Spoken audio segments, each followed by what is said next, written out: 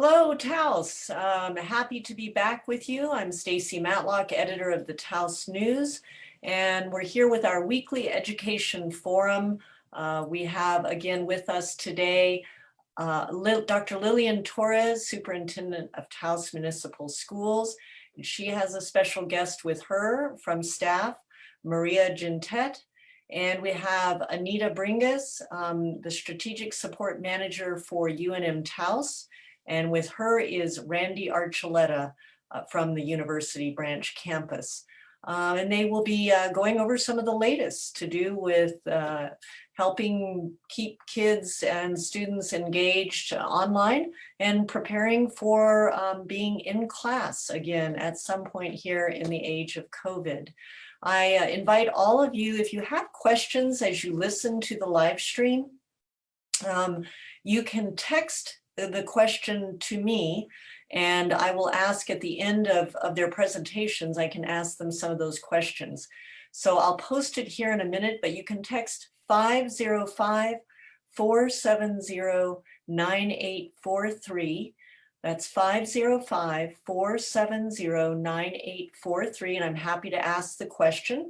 And I don't have to use your name if you don't want me to. Of course, nothing highly sensitive, no names to be used if it's a specific student that you have concerns about, just general questions that perhaps they can help you with.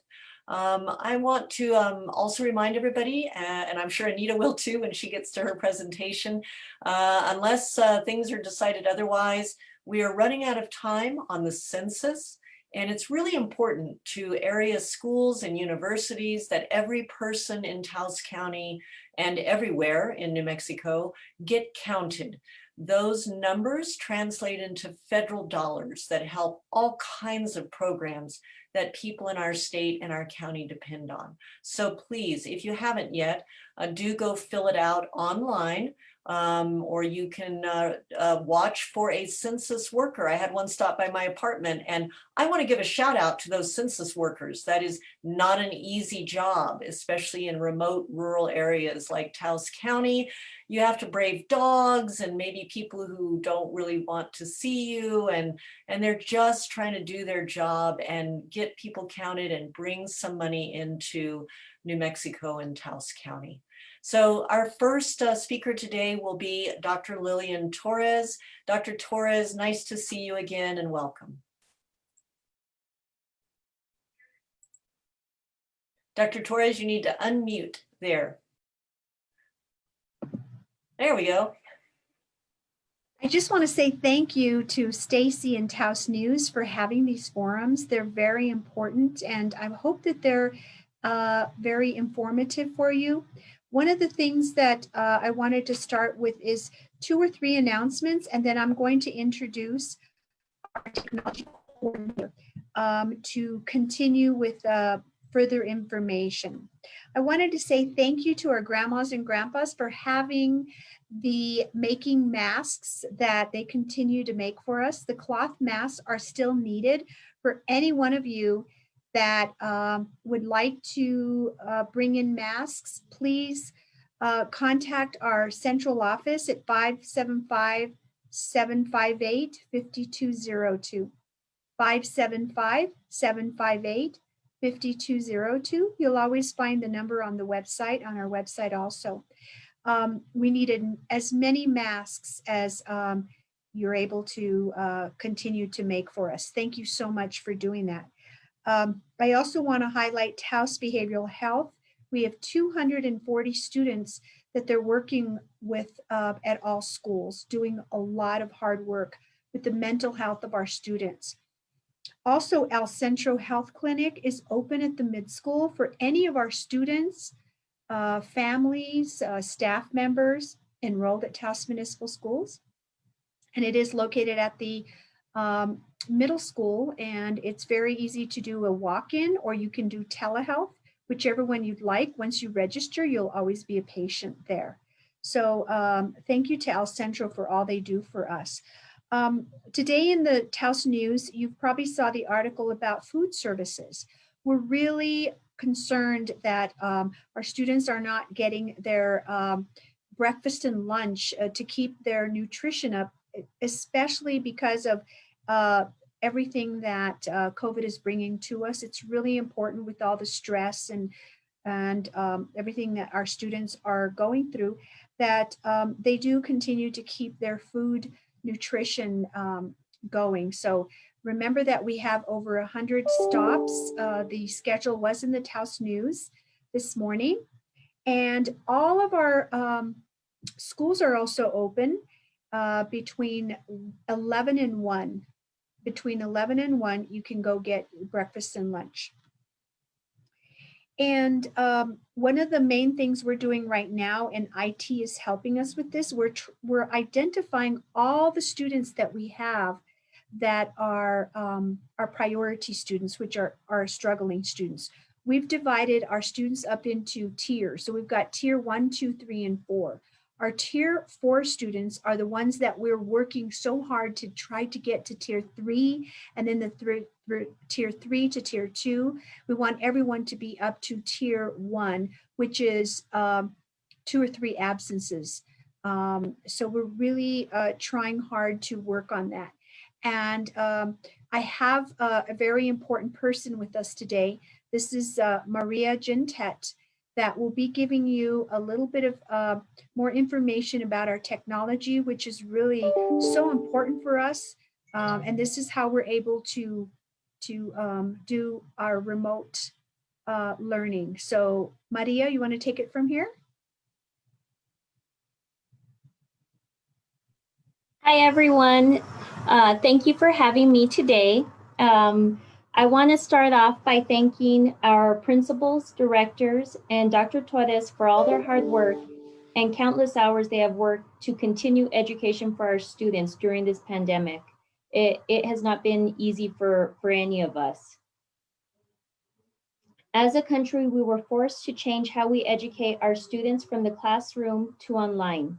This is something that takes years to develop and prepare for. We had to restructure learning from the classroom to the living room in just 4 months. Our district is not only having to educate our students, but their parents and grandparents as well on technology, from the basics of turning on the computer, learning how to access your email, etc.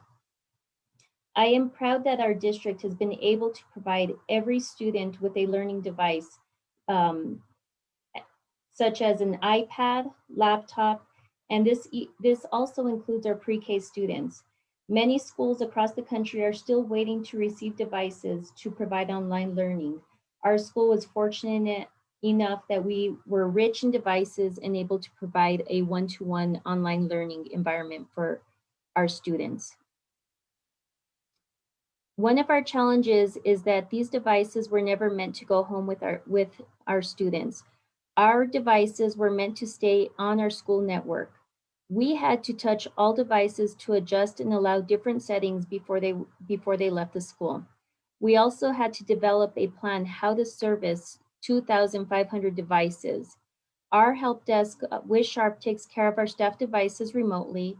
Our student machines are serviced out of our IT room Monday through Thursday, 8 to 2, and Fridays by appointment. Our school sites have also stepped up to help with technology, from distributing, troubleshooting, and device swaps. Our schools have been amazing at this, and the IT department could have not done it without our school support. The first week of school, we had overwhelming numbers come through our IT room for help. Today, we see an average of 5 student devices daily. This tells me that students are successfully getting the hang of online learning. We have also had struggles with online connectivity. We live in a rural community, and unfortunately, not everyone has internet. Our district worked with Kit Carson to make sure our seniors had internet connectivity to fulfill graduation requirements for the class of 2020. We continue to work with Kit Carson on getting families connected. The district also purchased 175 hotspots and has checked them out to students that cannot afford internet. We are right now in the process of ordering an additional 55 more. One of our struggles with the hotspots is that they only work where there is cell phone service. Dr. Torres has worked with the community to open up public Wi-Fi hotspots to help with the cell phone connectivity issues for the hotspots and for the students that can't get connected. One of the things is we're not alone in this struggle to keep kids in school. This is a huge challenge to overcome. This is not a time for our community to give up on online education, but to move forward until it is safe for our staff and students to return to school. One of the things that we do here in the IT room is we bring in parents, grandparents, even the students. We come in, we do the temperature checks. We have them fill out, the waiver to come in that they haven't been in close contact with anybody with COVID. They sit with one of our techs here, and we work with them individually, one-on-one. We also work on the phone with these students, parents. I want to say probably 99% we have parents and students leaving happy and more confident. We have, for example, I had a grandma that came in, every single day for 5 days, and finally, she just got the hang of it and helping her grandchild, and the progress and the steps that we're moving forward.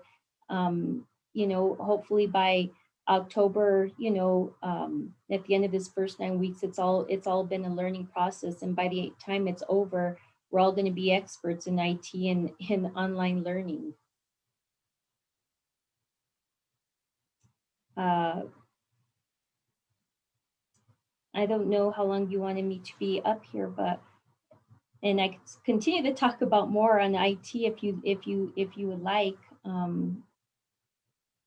Dr. Torres. I think pretty much we got the gist of it. I just wanted to allow the community to meet you, and Maria is having weekly training sessions, and so every week she puts out a schedule. It's from is it from 8 to 2, Maria? Yes, it's 8 to 2, Monday through Thursday, and we also serve families that if it's within their work hours, we're happy to accommodate families. If it's 6 o'clock in the evening, 7 o'clock in the evening, we're happy to accommodate the community's needs, and because we do know that there is working families, and we want to make sure that nobody is left out because of a schedule from 8 to 2. We want to make sure that we reach everybody that has reached out for help to IT.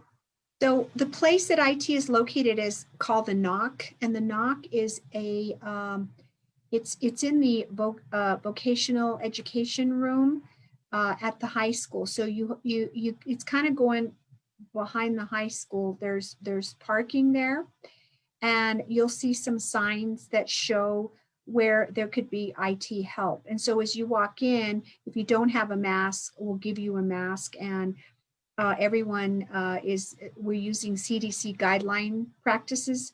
So every day, Monday through Thursday, between 8 and 2, if any family, if any grandma, if any student needs help, they can go and get one-on-one assistance there.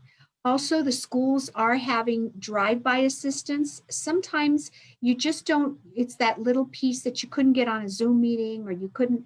And if you if you drive by, there's 2 or 3 IT people that will come in and very quickly help you from your car to show you whatever it is that's keeping you, blocking out and keeping you from moving forward. So the elementaries, mid and highs are doing those, and you could call your school to get the schedules to see specifically when they do that. So those are, if you have a little problem, it would be great for you to go to the drive-by. If you do have a big issue, or a student's Chromebook isn't working, then you would take it over there and you would get help with it. So right now, every single student does have a device, and every single student does have either a hotspot or hook up with Kit Carson or Comcast.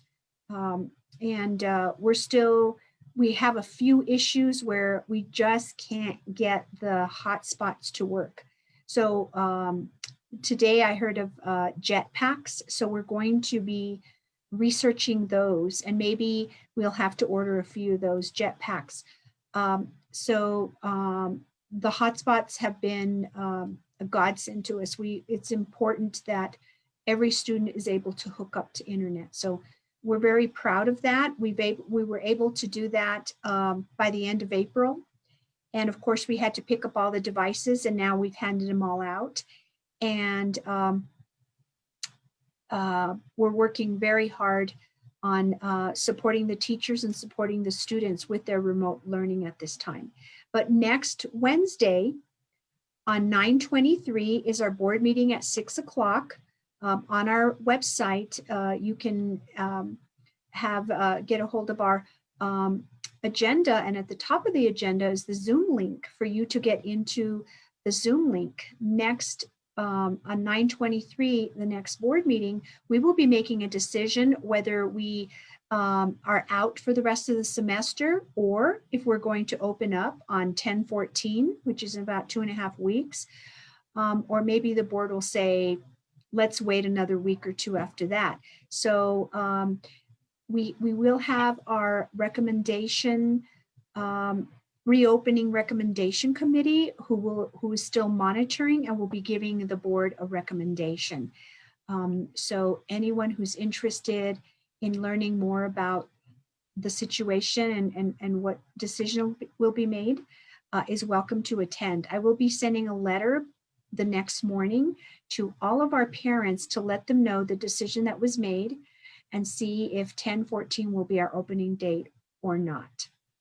Thank you so much to our community for everything, all our nonprofit organizations, the Chamber of Commerce, so many people, Taos News, UNM-Taos, who we really enjoy partnering with and has helped us so much. And we just appreciate everything, especially your patience, because we're going 150 miles an hour, and every single employee is doing everything they can for our children. That is our goal, is to help every family in Taos Municipal Schools. Thank you, Stacy. Thank you very much, Dr. Torres. And now Anita Bringas will be speaking and giving an update for UNM-Taos and introducing her guest, Randi Archuleta. Anita? Thank you, Stacy, and thank you again to the Taos News for hosting this forum and creating a platform for the Taos Municipal Schools and UNM-Taos to share updates and important information with the community. Dr. Torres, it's always a pleasure to be with you on these weekly sessions and to work with you and collaborate with you as strongly as we do. Maria, we can certainly are compassionate and have admiration for the work that you have done throughout these last 6 months to make sure that you're supporting your students. I think Dr. Archuleta will attest to this as well. The amount of work that it takes to support students and staff and faculty to have the technology that they need is a gargantuan task. So thank you for your work. I am very pleased to have a special guest with me today, Dr. Randi Archuleta, who's the Dean of Instruction at UNM-Taos. Dr. Archuleta oversees the Academic Affairs Department, which is a very large area consisting of many, many critical campus programs, including instruction and faculty, certificate and degree programs, advising, student support services, our TACASA Tutoring Center, the Taos Education and Career Center, which oversees the high school equivalency program, English learning language programs. She oversees several grants that we have on campus and several other things. I lose track of everything that Randi's responsible for. It's a big lift on campus. And then of course, she and her team transition hundreds of face-to-face courses to online and remote platforms in a matter of days. It was pretty phenomenal. And then of course, she worked with our IT team with faculty and students to make sure that they had the technical equipment and support that they needed to be successful in remote working and learning. So without further ado, thank you, Dr. Archuleta, for being with us today, and I'll turn it over to you. Thank you very much, Anita. I appreciate that. Also oversee dual credit, so that's a huge connection in this room with Dr. Torres and our program, and she has been one of our greatest supporters of that program since the Cuesta days when she was superintendent in Cuesta, and we've carried that terrific working relationship over to the Taos School. So thank you, Dr. Torres and your group, for all the support. Maria, for all the support you've done. We certainly work with your faculty there. Many of them teach dual credit. So the IT work that you do and the support you all do for your students in turn helps our students, since we share many of those students in common. So thank you so much. Thank you, Anita, who you already know very well, and the support she does for UNM-Taos, for Dr. Valdez, our administrative team, and all our faculty, students, and staff. It has been a heavy lift since COVID, there's no doubt, with technology being one of the main issues. We struggle with the same things Maria mentioned: connectivity, equipment, ability to use the equipment. Although the youth today are often more savvy than many of us who are of an older generation, it's a different way to learn. So they may know how to do the technology. It's not necessarily the same thing as navigating remote education and the platforms that are out there. Many of these students are in several different platforms. Like our dual credit students might be in Canvas and Blackboard Learn if they're in multiple classes. So we understand that struggle, and we're with the community and support students at every level. As far as UNM-Taos is concerned, we had to transition all of our courses in March to a remote platform. And so that was a heavy lift. Many folks had not ever taught in that platform before. Some were resistant to it before, and we've all had to learn to embrace it. So we had a tremendous team in place, starting with Erin Duddy, who's our Office of Educational Technology point person. What a lift her job became to oversee faculty and teaching faculty how to teach remotely, and then also all the student support services that we've offered in that regards. So we are probably 90% remote and 10% boots on the ground with courses and face-to-face. We had first 8-week courses, which still have another few weeks to go. Those are more career technical courses that required hands-on learning, CDL, woodworking, culinary arts, construction classes. We have full-term courses going on, art, the art studio courses, ceramics, printmaking, courses like that. And then all of our health programs. So we've maintained all of the health programs over at Rio Grande Hall face-to-face with strong CSPs. And we're happy those programs have continued, and we do have a STEM lab going on. And we're starting planning for spring already. And so we're taking our time to be smart about our planning, taking into account COVID and our success this semester. Our faculty engaged in training this summer, in-depth training done by faculty. So we employed our own faculty to train our own faculty. And I think it was a strong success. We have strong programs being offered this fall. Again, 90% remote. And we have quality controls in place. We're reviewing all the courses, we're assisting faculty, and we have strong supports to continue to help our faculty provide a strong product with, at the center of it all, student-mindedness. So our philosophy has been all along flexibility, flexibility, flexibility. Many of us are parents. I have a small child out the door there, hoping it doesn't barge in before this program's over. So many of us understand what that's like to be a stay-at-home parent now that's working from home full-time and helping our kids on their classes. And we understand our students are often in that same situation. And so we understand what it's like, the glitches it takes, the issues that come up with teaching remotely. And so I think we've really created a culture of compassion and understanding and flexibility, that it doesn't compromise the student learning outcomes, but the process doesn't need to be, it's difficult enough. It doesn't need to lack compassion and flexibility. And so that's been our message to faculty, our message to students, to faculty and staff, that we're here to partner collaboratively with the community, with our students, with each other, and that we're hoping to all support each other through this process. And in some ways, during COVID, we've had more support systems in place than we had prior to COVID.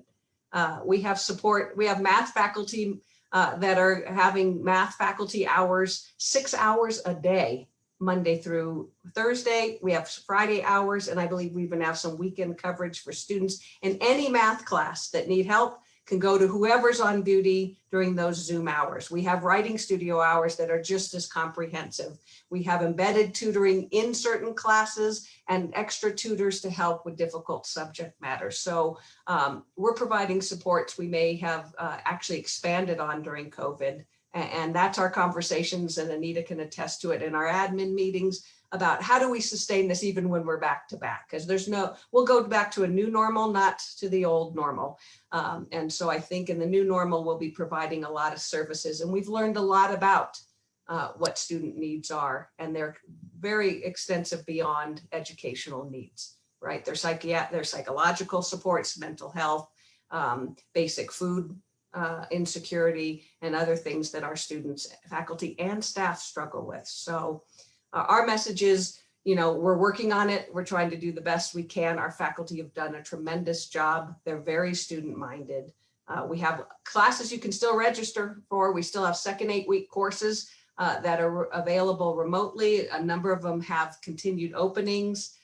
We have a new postdoc, our first postdoctoral fellow on board, Dr. Tricia Martinez. She's teaching Intro to Chicano and Chicana Studies. We have English classes, construction classes, communication, career technical classes, and hospitality classes. So there's still time to enroll in second 8-week classes at UNM-Taos that are remote. We welcome you to be part of our community and get a taste of what our classes are like and what our faculty are like. And again, we'll navigate this as we go forward. Great news today is 8 of the 8 students of the 12 recent nursing graduates have all passed their NCLEX on the first try. So we maintain our 100% pass rate for our nursing students on their registered nursing exam. So that's a hallmark of our school. So again, we welcome you to UNM-Taos. We treasure our partnership with the Taos Municipal Schools, with the Taos News, and thank you again for having me.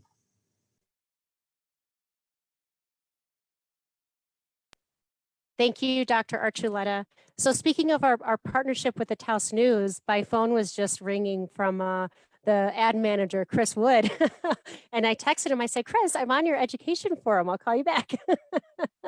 But thank you, Randy. It's really amazing to see how your department and across campus has responded and been so creative and innovative in how to best support students in the time of COVID and beyond. I think, she brought up a really critical point that all of these additional structures and innovative ways to support our students is teaching us how to be better in general, even past COVID. So we've been learning a lot and trying new things. Some have been working really tremendously. We'll just continue on improving. I also want to point out something that Stacy mentioned earlier. Throughout this presentation, there's been mention of food programs, of health services, mental and emotional support services. And then we have the issues of transportation and roads and emergency services, all of these things that our county struggles with and faces on a daily basis.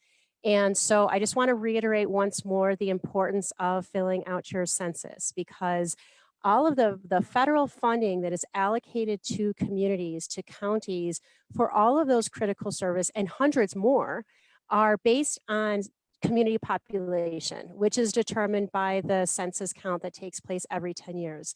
It is required by law to respond to the census, but I really hope that you'll respond to it, not because it's the legal thing to do, but because it's the right thing to do.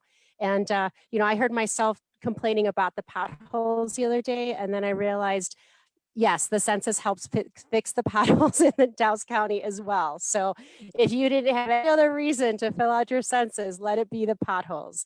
So there's an estimated $5,000 per person per year for the next 10 years that can benefit Taos County residents. The online form takes 10 minutes. If you can invest 10 minutes of your time, you're investing into the Taos County for the next 10 years. So go to, I'll post this also in the chat box, but I encourage you to go to 2020census.gov. You could fill it out online, or you can also call and go through that process in person with someone over the phone. So with that, and we've got less than 2 weeks left. September 30th is the deadline. So you're going to be sick of me talking about it, but I'm going to keep talking about it until we get our numbers up. Thanks again, Dr. Torres, Maria, Dr. Archuleta, and Stacy. Always thanks to you for having us today. Well, Thank you so Anita. much. And I Thank you. have a question, Anita, for you.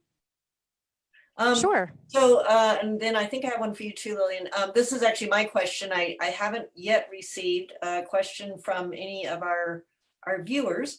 So recently, Sentinel Bank and UNM-Taos announced a new partnership to offer an apprenticeship program.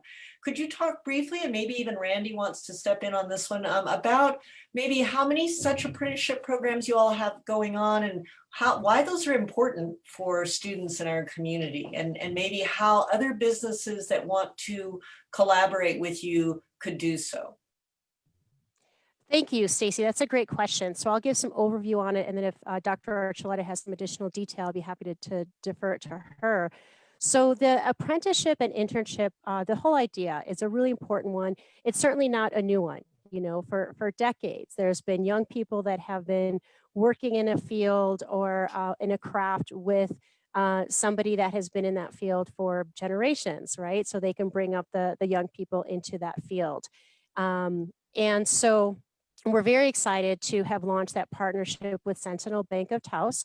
And it joined, and correct me if I'm wrong, Randi, but it's both a scholarship that goes to a student, as well as hands-on experience as an employee, a paid employee or apprentice at Sentinel Bank. So both are getting support to complete their degree, and there are several degrees that would qualify as it relates to finance. So I believe it was business and some of the other academic fields that are in line with the financial or business-related industry. And so a student that applies into and is accepted into that program both gets financial aid, a scholarship to support their studies, as well as hands-on real-time work experience from experts in the field as are at Sentinel Bank. We've had a similar program with the Taos Ski Valley through our culinary arts program, where we had, I believe, 2 students that worked up at the 192, I believe it was, where they were working in the kitchen. They were getting support to complete their culinary arts degree, and literally on the line in the kitchen, working side by side with chefs and line cooks, getting that hands-on experience. They're really super important programs. You know, as we know the importance of the certificate and degrees and going through the coursework, there's no better training than to actually be working with people that are experts in the field to get that hands-on experience. And I'd be happy to call on Randi to add anything that or got wrong.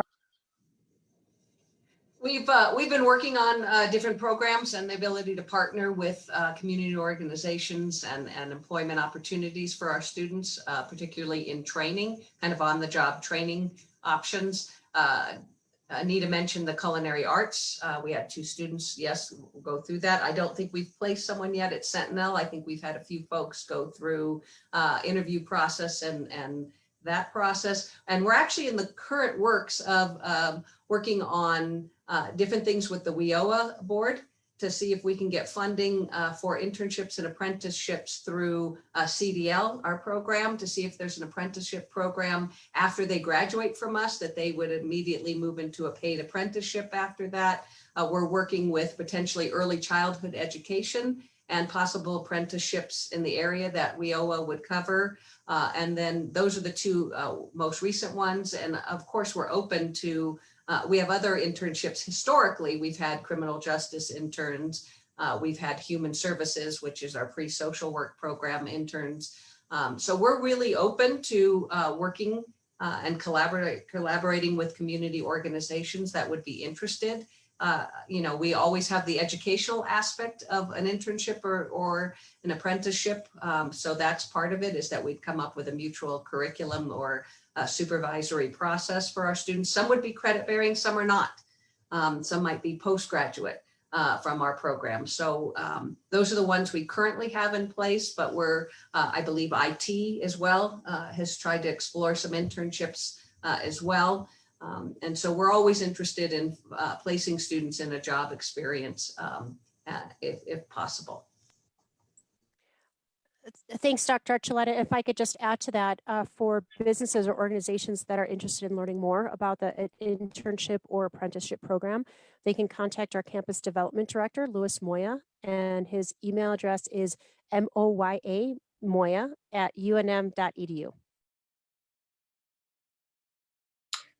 Thank you, Anita, very much, and Randy, Dr. Archuleta, Lillian, and maybe for Maria as well. A question I have is, so Maria mentioned that every once in a while, of course, you still have families with connectivity problems. Your IT department is working very regularly trying to address those, and also help families who maybe they have a grandparent who's really responsible for the student, or another guardian who's having to also learn how to use computers in order to help students. When you have something like connectivity problems, and maybe, you know, a student has homework due and all of that, can you give a brief rundown on how do teachers try to navigate that, you know, really acknowledging that kids might have problems and not be able to meet a deadline, or are things kind of a little bit loose here at the beginning until everybody gets used to this new process? So if a student brings in a device, say that needs to be worked on at the IT room, or if they're having a type of connectivity issue, at that point, what we do with from the IT point is we go ahead and we send out an email to that student's teacher and letting them know, hey, you know, their device is being held here at the IT room. We're working on it. This is what's going on. We try to have the devices out within the same day. So if they bring in the device in the morning, they'll usually get a phone call about 2 o'clock, before 2 o'clock, that the device is ready to be picked up. Connectivity, we supply them with a hotspot, and if the hotspot is not working, for example, I have one family right now who, this is just one example. They live out in Arroyo Hondo. They do have internet. It's with CenturyLink. However, there's 4 students, and both of the parents are taking UNM classes. So with the bandwidth that they have, it's kicking the students out. They're not able to work, you know, online at the same time. So I have reached out to our community liaison and asking them if they can get together with the teachers so that we could do a set schedule when the students can be online at that time, then the parents. So we kind of go a little above and beyond. So now I reached out, and we should have a schedule in place, and the teachers are flexible. They do know that, you know, not everybody's going to have be able to get online at the same time. They know that there's, you know, sometimes 6 kids in the household, and it's gonna throw them off of internet. And so everybody's been flexible, and you know, we just want to help out the students and try to accommodate them when they have struggles.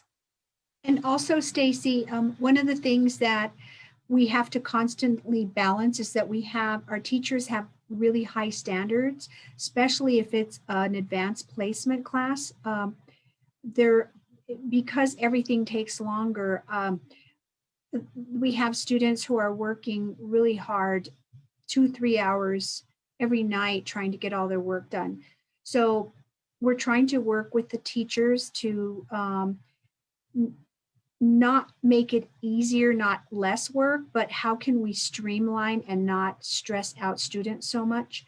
Because it gets really difficult to balance that out, because an AP class has to be taught with fidelity, and it's very difficult to come to that balance. But especially at the high school, we are working with our teachers on that. But anytime someone has a connectivity issue, what we do is work with the teacher. We do have, I think, one student that right now still has to do paper packets because we haven't been able to find how to solve that. So the issues that we have is a handful, but they're so unique that it's either going to take a lot of money to dig 150 foot trench, or we have a situation where the satellite went all the way to the and skipped the last house, stopped right at the front yard. So this family does not have any connectivity because of that. So the hotspot will work if they go just a little bit past their front yard. And so we're still looking to solve how we do that. Do we maybe there's a neighbor that the kids can go and join in with the hotspot there, or are they going to be going to daycare? So all of these things we're working on with our families to make sure that they have what they need. So we're trying to do everything to meet every family's needs, because there's so much trauma going right now with our students, and I have to say, especially our teachers. So we're doing everything we can to support.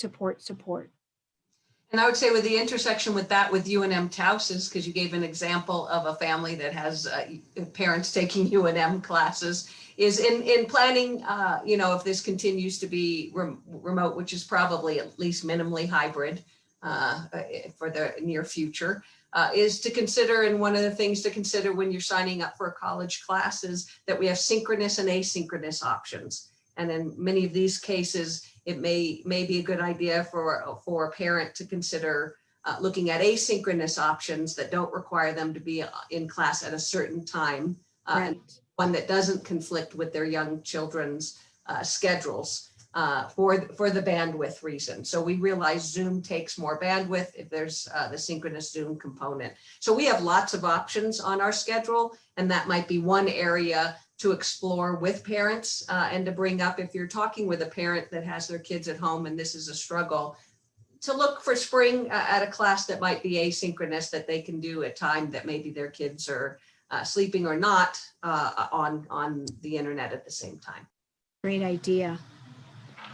Well, thank you all so very much once again for making time out of your incredibly busy schedules and complex schedules to join us for the weekly education forum. I hope you all have a great rest of your week and weekend, and we will see you next Thursday at 2 p.m. on Zoom or at the KCEC boardroom, one or the other. So thank you all again very much. And don't forget, everybody, to fill out your Bye. All right, Thank you. everybody. Thank you. Thanks, everybody. Bye-bye. Bye, everyone.